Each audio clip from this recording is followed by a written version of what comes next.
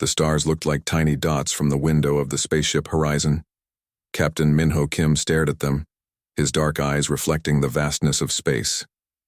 The ship had been traveling for 3 months now, exploring the outer edges of the solar system. The crew of 5 had been chosen for their skills, but also for their ability to stay calm in strange situations. "Captain, we found something," said Yeona, the ship's navigator. Her voice was steady, but Minho could hear the excitement underneath. On the screen was a small object not much bigger than their own ship. It wasn't moving like an asteroid or a comet.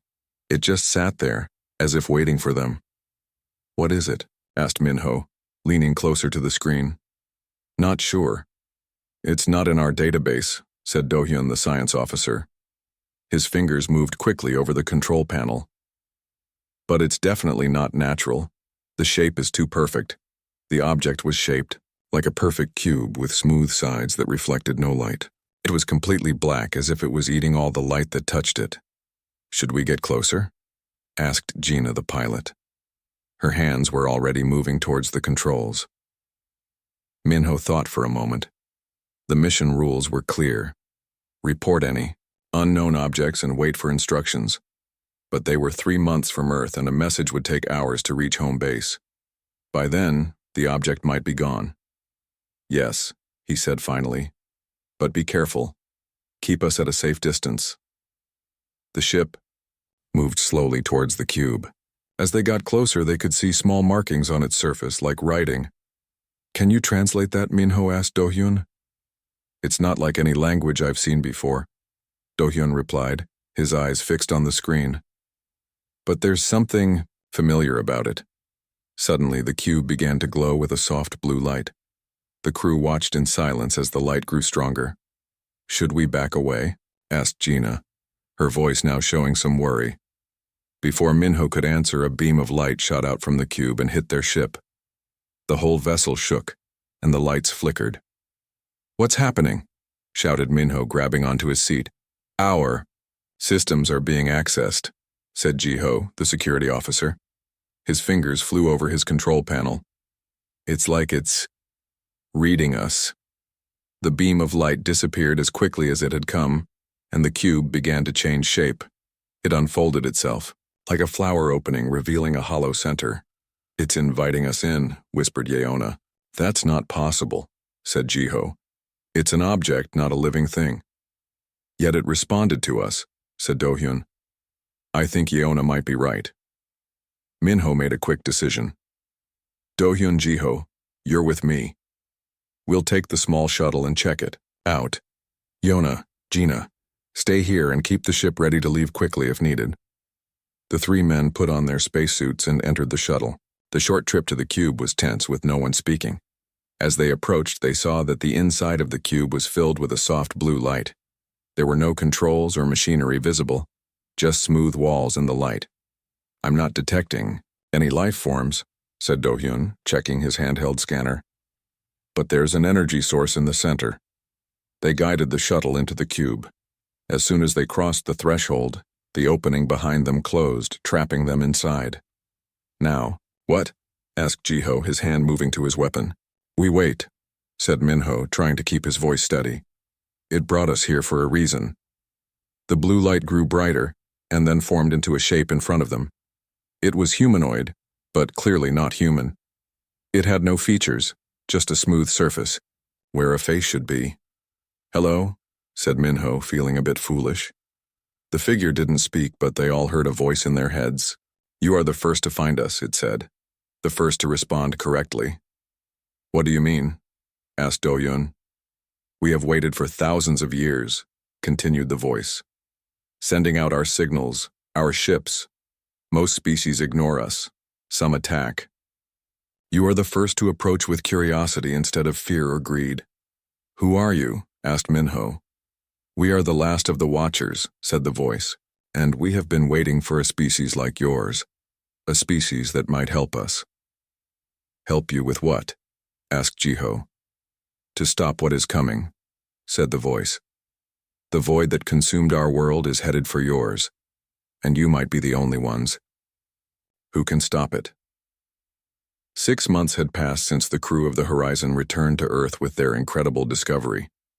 The glowing blue cube, which they now called the Watcher, sat in a special lab deep under Seoul National University. Around it, 20 of the world's best scientists worked day and night to understand its secrets. Dr. Subin Park sat at her desk, rubbing her tired eyes. She had been studying the strange symbols from the cube for weeks. As the lead linguist on the project, everyone expected her to find answers. "Any progress?"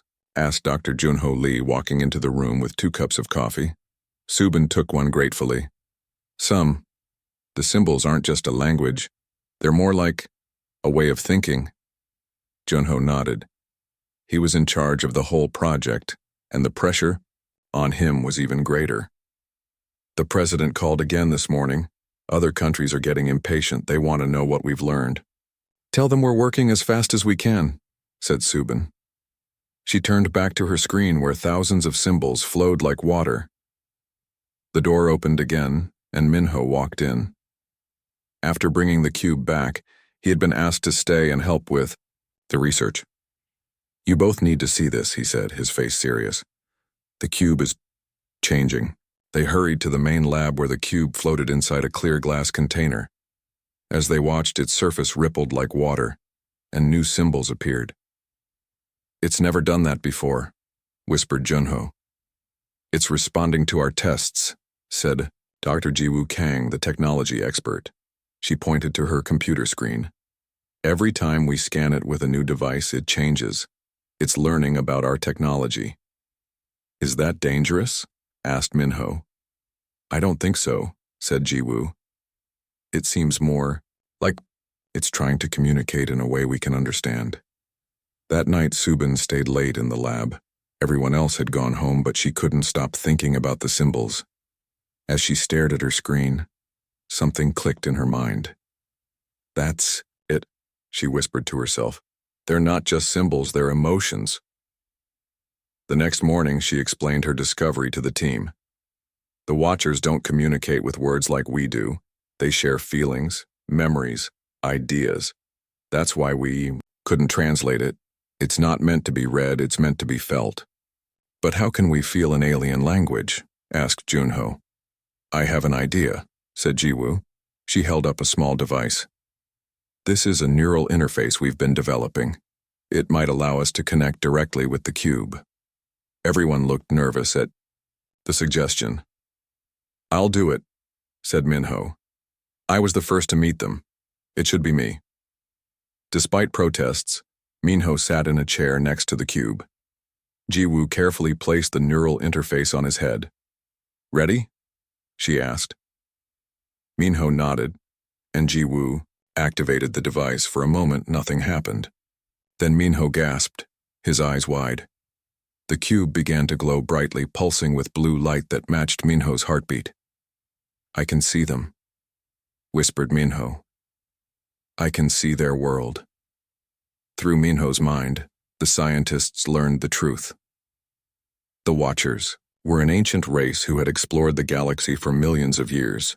They had discovered something terrible, a force they called the Void that consumed entire civilizations.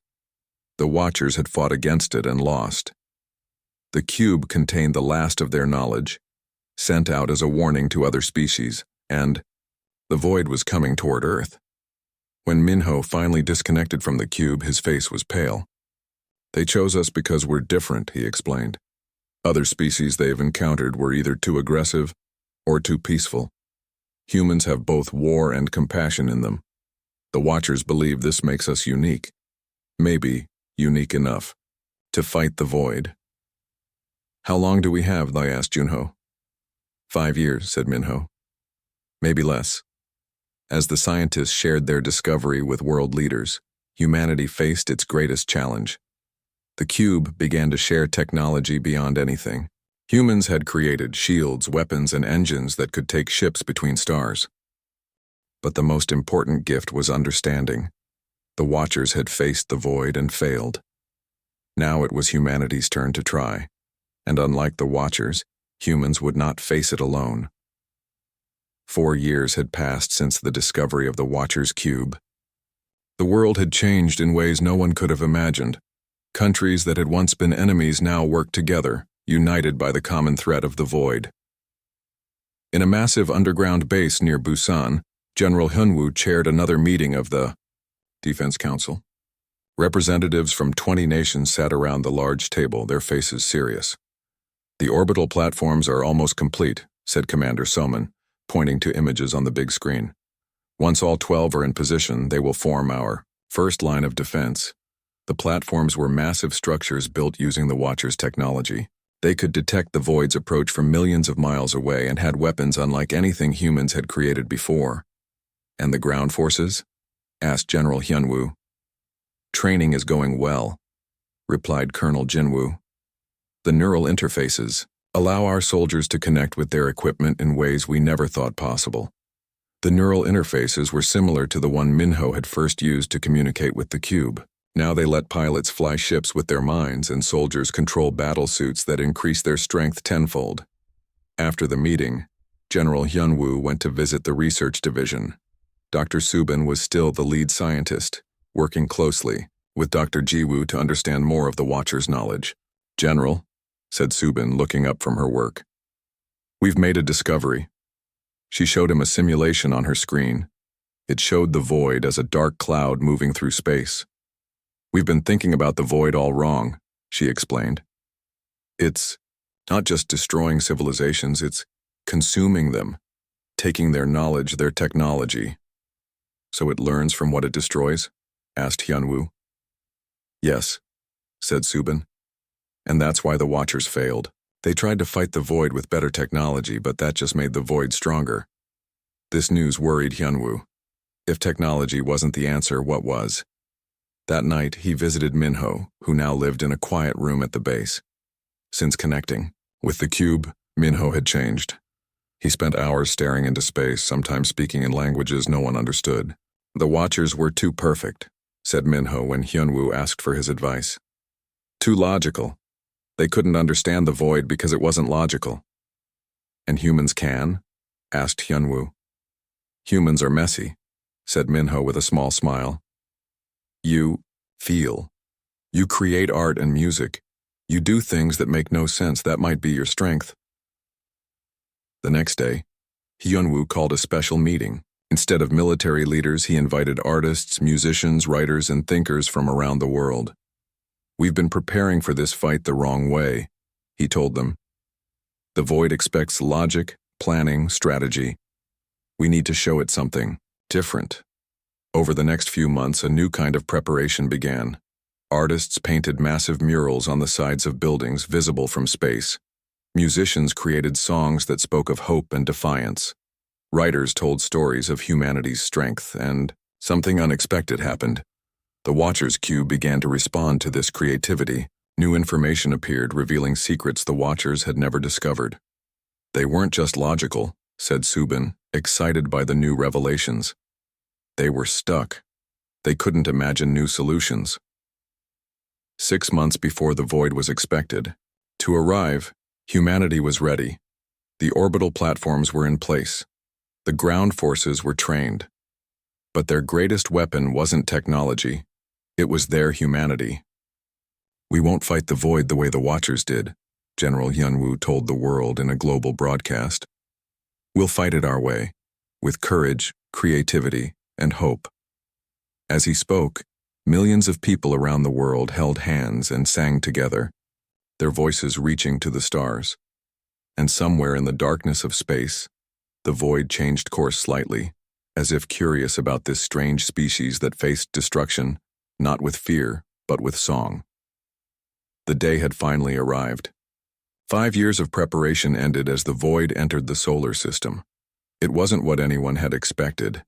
Instead of a dark cloud or giant spaceship, it came as thousands of small black objects that moved together like a swarm of insects. Space stations around Saturn were the first to detect them. The alarm spread quickly through the solar system. On Earth, in the control center beneath Busan, General Hyunwoo watched the large screen as red dots appeared near the outer planets. "It's begun," he said quietly. Around him, operators sat at their stations, faces pale but determined. The orbital platforms are ready, reported Commander Soman. All weapon systems online. Hyunwoo nodded. Send the signal. Throughout the solar system, humanity's defenses activated. The 12 orbital platforms around Earth glowed with energy. Smaller defense ships moved into position around Mars, Jupiter, and Saturn. The first battle happened near Jupiter. The Void. Swarm surrounded a research station there. The station's shields, built with Watcher technology, held for almost an hour before failing.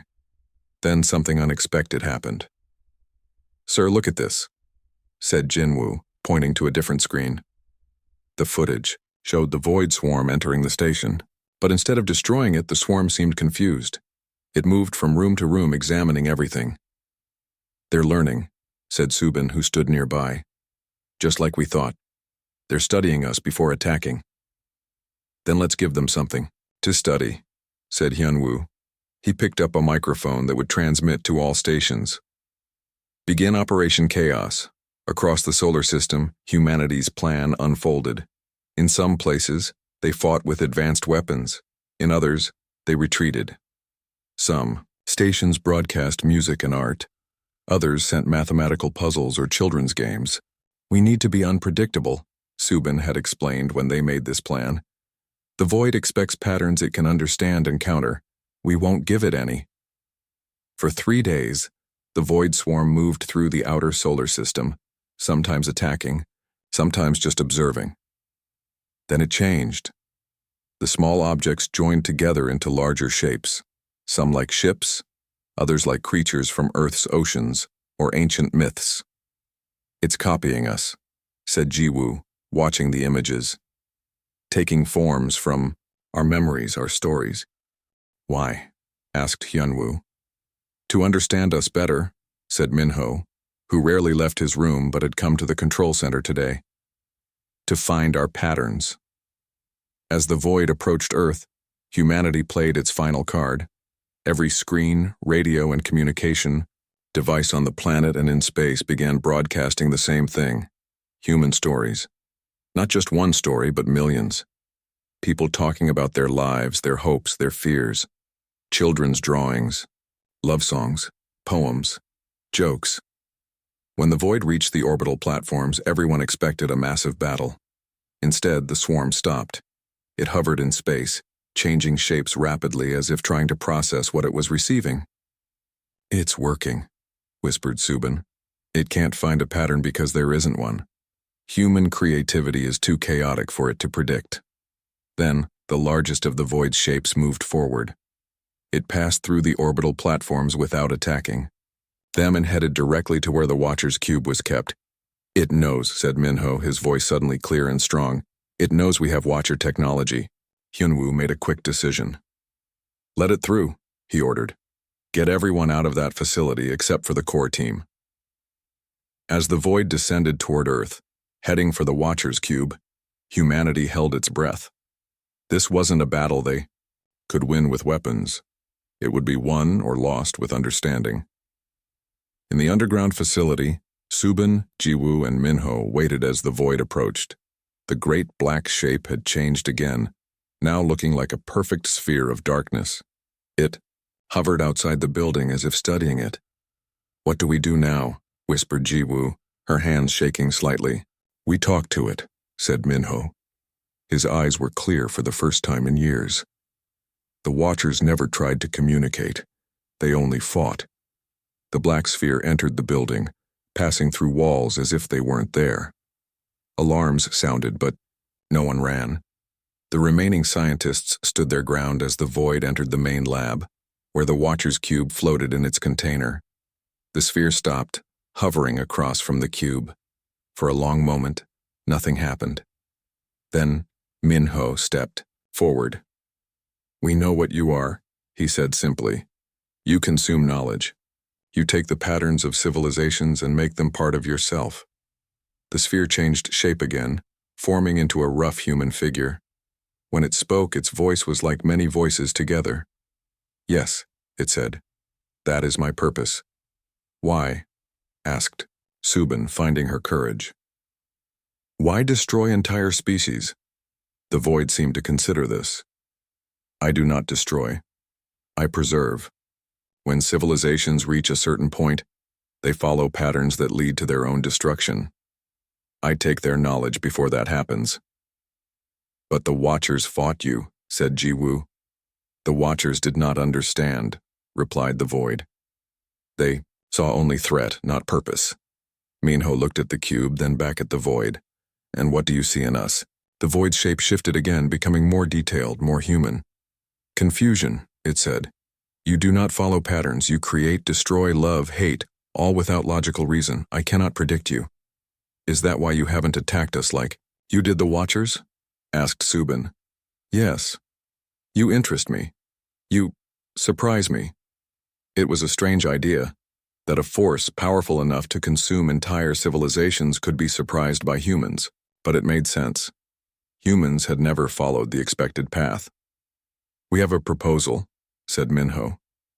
The Watchers gave us their knowledge to fight you, but we want to use it differently. He explained their idea. Instead of fighting the void, humans would work with it. They would share their knowledge, their creativity, their stories, but they would remain free to create new ones. You preserve knowledge, but knowledge without growth becomes stagnant, Minho said. We can show you new ways to grow, to change. The void was silent for a long time. Then it extended a dark tendril toward the Watcher's cube. The cube glowed in response, brighter than ever before. The Watchers feared change, said the void. They sought perfect order. That is why they failed. And humans? Asked Subin. Humans embrace chaos. It makes you unpredictable, valuable. With those words, something incredible happened. The void and the Watcher's cube began to merge, their energies flowing together. The light became so bright that everyone had to shield their eyes. When they could see again, both the void and the cube were gone. In their place floated a new object, a sphere that shimmered with both light and darkness. What happened? Asked General Hyunwoo, who had just entered the room. I think they understood each other, said Minho with a smile. Just like we hoped. Over the next few months, the new sphere shared knowledge beyond even what the Watchers had known. Humanity learned how to travel between stars, how to heal almost any disease, how to live in harmony with their planet. But the greatest gift was understanding. The sphere contained the knowledge of thousands of civilizations that the void had preserved. Humanity was no longer alone in the universe. 10 years later, Minho stood on the bridge of Earth's first starship. Beside him were Subin and Jiwoo, now married and expecting their first child. Where should we go first? Asked the ship's captain. Minho looked out at the stars, now full of possibility rather than threat. Everywhere, he said with a smile. Let's show the universe what humans can do.